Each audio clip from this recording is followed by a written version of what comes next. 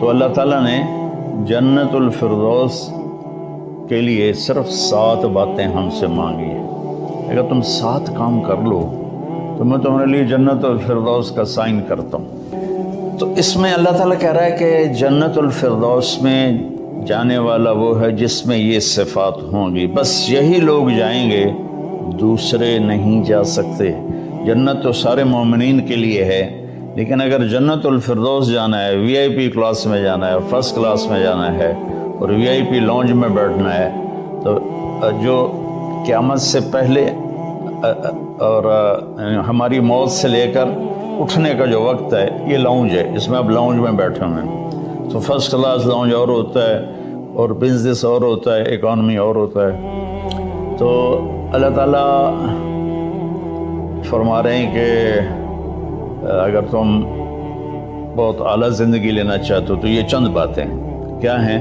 قد افلح المؤمنون الذین هم فی صلاتهم خاشعون۔ فلاح پا گئے، کامیاب ہو گئے کون؟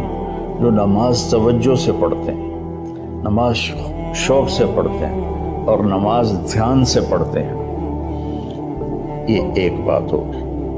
اور کوئی لمبا کام تو نہیں بتایا، 5 نمازیں بتائیں، اس کے سوا اور کسی نماز کا مطالبہ نہیں کیا، ترغیب دیا، اشراق پڑھو، تہجد پڑھو، اوابین پڑھو، نوافل پڑھو، سنتیں پڑھو، لیکن مطالبہ صرف 17 رکعات کا ہے۔ 2 فرض صبح، 4 فرض ظہر، 4 فرض عصر، 3 فرض مغرب اور 4 فرض عشاء، یہ مل کے 17 رکعات بنتی ہیں، جس کے ادا کرنے پر آپ کامیاب ہیں اور نہ ادا کرنے پر پکڑ ہے۔ باقی سارے نوافل تہجد چھوڑ دے، اس پر حساب کوئی نہیں۔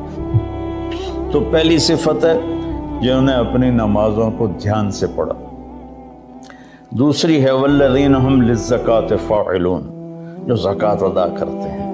اللہ کو سخی سے پیار ہے، بخیل سے اللہ تعالیٰ کبھی پیار نہیں کرتا، چاہے وہ الٹا لٹک کے عبادت کرے، ایک ٹانگ پہ کھڑے ہو کے عبادت کرے، اللہ پاک کو سخی سے پیار ہے۔